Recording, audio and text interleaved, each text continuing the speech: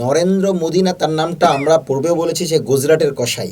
যেই মোদি হাসিনাকে বাংলাদেশে টিকিয়ে রেখে ফ্যাসিবাদ কায়েম করেছিল, সেই মোদি জুলাইয়ের পর গণহত্যা হওয়ার পর বাংলাদেশে আসবে, আর স্বাধীন জুলাই পরবর্তী বাংলাদেশের সরকারের শপথ অনুষ্ঠানে সেই মোদি থাকবে, এটা বাংলাদেশের জনগণ কখনো প্রত্যাশা করে না। আমরা আমাদের জায়গা থেকে স্পষ্ট বলি, নরেন্দ্র মোদিকে কোনোভাবেই আমরা বাংলাদেশের সংসদে যে প্রতিনিধিরা যাবে তাদের শপথ অনুষ্ঠানে দেখতে চাই না।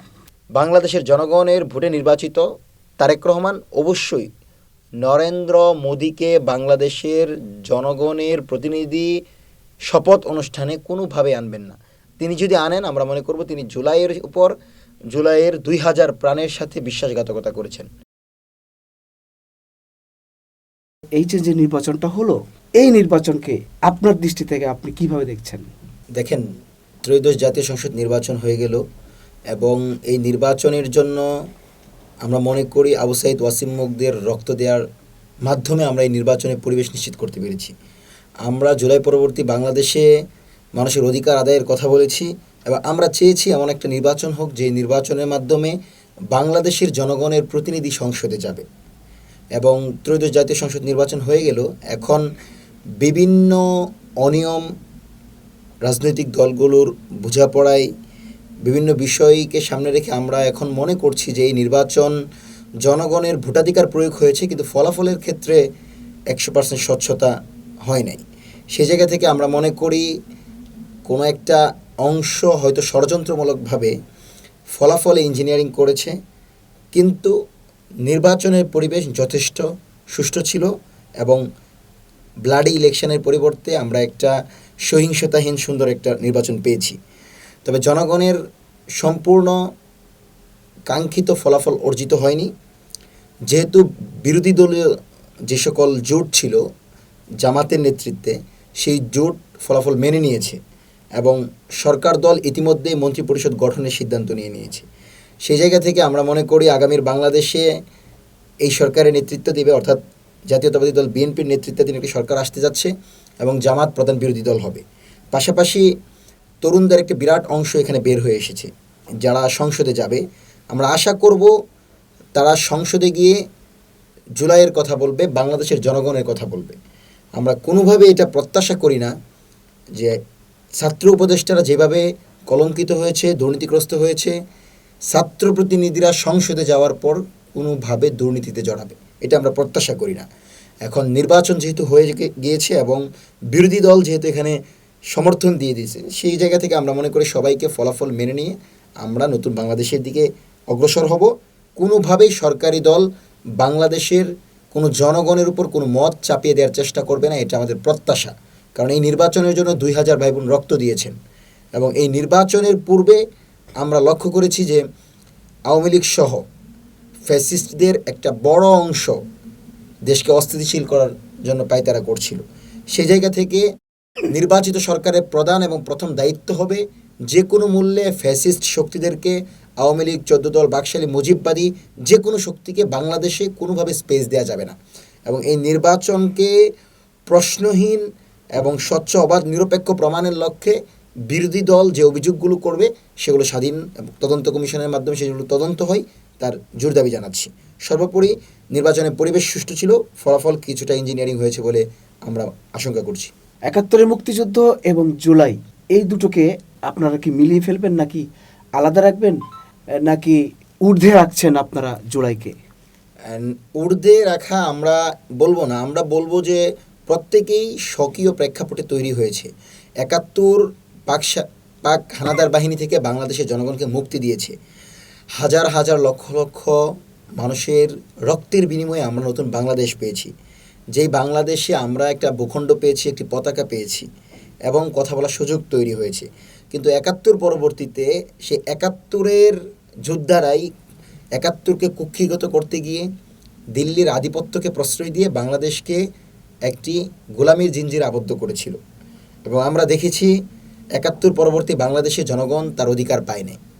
বাকশাল এসেছে, পরবর্তীতে হাসিনার আমল এসেছে, শাপলা গড়েছে, পিলখানা গড়েছে, মোদিবিরোধী আন্দোলন আমাদের ভাইদের উপর হত্যাযজ্ঞ চালানো হয়েছে।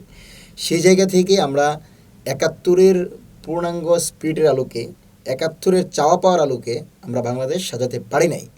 তার পরবর্তীতে যখন বাংলাদেশের মানুষ এই আওয়ামী জুলুম নির্যাতনে অতিষ্ঠ হয়ে আজাদির লক্ষ্যে, চূড়ান্ত মুক্তির লক্ষ্যে মাঠে নেমে আসলো এবং ভারতীয় আধিপত্যবাদের কবর রচনা করে, দিল্লির প্রেসক্রিপশনের কবর রচনা করে স্বাধীন সার্বভৌম ইনসাফের বাংলাদেশের জন্য জুলাই এসেছে। সেজন্য মুক্তিযুদ্ধ হলো আমাদেরকে প্রথম বীজ বপন করেছে যে তোমাদের একটা ভূখণ্ড প্রয়োজন, স্বাধীন দেশ হিসাবে তোমাদের পৃথিবীতে অস্তিত্বশীল হওয়া প্রয়োজন। এবং সেই জায়গা থেকে যখন আমাদের সেই আকাঙ্ক্ষা পূরণ না হয়, জনগণ সেটার ধারাবাহিকতায় ২৪-এ স্বাধীনতার ফল যারা আমাদেরকে ভোগ করতে দেয় নাই, স্বাধীনতার চূড়ান্ত মুক্তি যে দিল্লি আমাদেরকে দেয় নাই, সেই দিল্লির আধিপত্যবাদকে ধ্বংস করে দিয়ে, দিল্লি না ঢাকা স্লোগান দিয়ে চূড়ান্ত আজাদির লক্ষ্যে জুলাই নেমে এসে বাংলাদেশকে দ্বিতীয়বারের মতো স্বাধীন করেছে। এবং আমরা মনে করি ৭১ আর ২৪ দুইটাই বাংলাদেশের জনগণের, এই দুটোকেই বাংলাদেশের জনগণ ধারণ করবে এবং আগামীর রাজনীতিতে দুটোকে আমরা স্বকীয় জায়গায়, নিজ জায়গায় উপলব্ধি করে অনুপ্রেরণার জায়গা হিসেবে কাজে লাগিয়ে আগামীতে বাংলাদেশের কল্যাণে, জনগণের কল্যাণে আমরা রাজনীতি করব। কোনোভাবেই ৭১ বা জুলাইকে কুক্ষিগত করে কোনো নির্দিষ্ট দল বা নির্দিষ্ট গোষ্ঠী রাজনীতি করবে, বাংলাদেশে আমরা সেই সুযোগ দেব না। সম্প্রতি আবার রাজনীতি পাড়ায় আলোচনায় এসেছে নরেন্দ্র মোদী। বাংলাদেশে আশাকে কেন্দ্র করে সেটি নিয়ে খুবই উত্তেজনা শুরু হয়েছে। ইতিমধ্যে আপনারাও প্রতিবাদ জানিয়েছেন। এ বিষয়ে আপনাদের অবস্থান কি? দেখেন, নরেন্দ্র মোদী না, তার নামটা আমরা পূর্বেও বলেছি যে গুজরাটের কসাই। যেই মোদী হাসিনাকে বাংলাদেশে টিকিয়ে রেখে ফ্যাসিবাদ কায়েম করেছিল, সেই মোদী জুলাইয়ের পর, গণহত্যা হওয়ার পর বাংলাদেশে আসবে আর স্বাধীন জুলাই পরবর্তী বাংলাদেশের সরকারের শপথ অনুষ্ঠানে সেই মোদী থাকবে, এটা বাংলাদেশের জনগণ কখনো প্রত্যাশা করে না। আমরা আমাদের জায়গা থেকে স্পষ্ট বলি, নরেন্দ্র মোদীকে কোনোভাবেই আমরা বাংলাদেশের সংসদে যে প্রতিনিধিরা যাবে তাদের শপথ অনুষ্ঠানে দেখতে চাই না। এবং আমরা আশা করব বাংলাদেশের জনগণের ভোটে নির্বাচিত তারেক রহমান অবশ্যই নরেন্দ্র মোদীকে বাংলাদেশের জনগণের প্রতিনিধি শপথ অনুষ্ঠানে কোনোভাবে আনবেন না। তিনি যদি আনেন, আমরা মনে করব তিনি জুলাইয়ের ২০০০ প্রাণের সাথে বিশ্বাসঘাতকতা করেছেন। এবং আমরা খালেদা জিয়ার মতোই বলতে চাই, যারা মনে করে যে গোলামি করে রাজনৈতিক চর্চা করবে, তাদের জন্য সেই বার্তা যে তাদের হাতে গোলামির জিঞ্জির, আমাদের হাতে স্বাধীনতার পতাকা। সুতরাং যেই মোদী আমাদের ১৫ বছর আওয়ামী লীগের মাধ্যমে আমাদেরকে গোলামির জিঞ্জির আবদ্ধ করেছিল, ফ্যাসিবাদের চূড়ান্ত রূপরেখা প্রতিষ্ঠিত করেছিল, এবং যেই মোদী আশাকে কেন্দ্র করে বাংলাদেশের মানুষ জীবন দিয়েছে, সেই মোদী জুলাই পরবর্তী বাংলাদেশে কোনোভাবেই আসতে পারে না। এবং বাংলাদেশের জনগণ তাকে কোনোভাবে বাংলাদেশের প্রতিনিধিদের শপথ অনুষ্ঠানে দেখতে চায় না।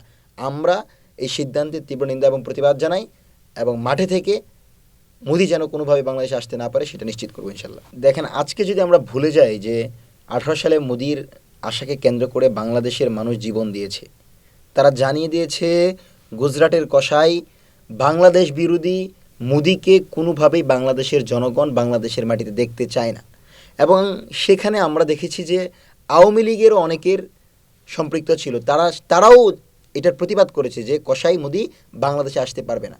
এবং এমন একটা প্রেক্ষাপট যেখানে বাংলাদেশের সকল ধর্ম বর্ণ লিঙ্গ গোত্র নির্বিশেষে সবাই চাচ্ছে যে এই উগ্র হিন্দুত্ববাদী, বাংলাদেশ বিরোধী, ষড়যন্ত্রকারী মোদী যেন বাংলাদেশে আসতে না পারে, সে ব্যাপারে সবাই ঐক্যবদ্ধ। সেজন্য বাংলাদেশের নবনির্বাচিত সরকার যদি তাকে আনে, তাহলে বাংলাদেশের জনগণের সিদ্ধান্তকে উপেক্ষা করে নিজ দায়িত্বে তাকে আনতে হবে।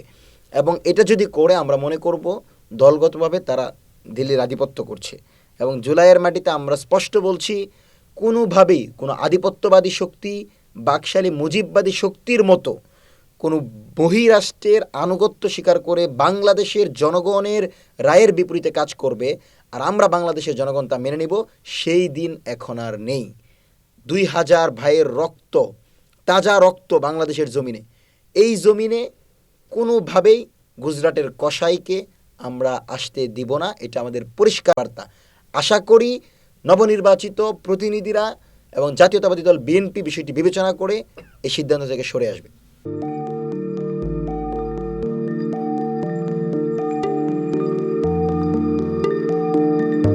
1 জানুয়ারি 2026 ইউটিউব জার্নালিজমের অগ্রদূত changeTV.press সংগ্রাম মুখর 7 বছর পেরিয়ে পা রাখলো গৌরবান্বিত 8 বছরে। এই আনন্দ প্রহরে সবাইকে নিরন্তর শুভেচ্ছা।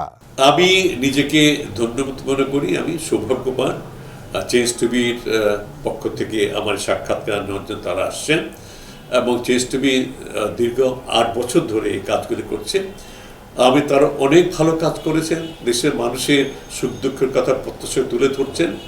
আমার আশা থাকবে চেঞ্জ টিভি সামনের দিকে উত্তরোত্তর আরও সমৃদ্ধ হবে।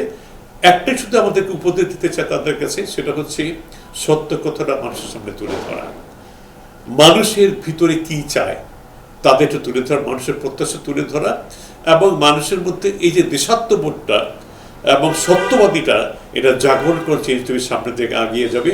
এবং যারা দেশের কথা চিন্তা করে এবং দলমত নির্বিশেষে যে লোকগুলো আছে তারা দেশের কথা চিন্তা করে, দেশের উন্নয়নের কথা চিন্তা করে, কোনো পক্ষপাতিত্ব করে না, তাদের বক্তব্য দেশের মানুষের তুলে ধরা, এই কাজগুলি সামনে এগিয়ে নিয়ে যাবে, এটা আমাদের প্রত্যাশা।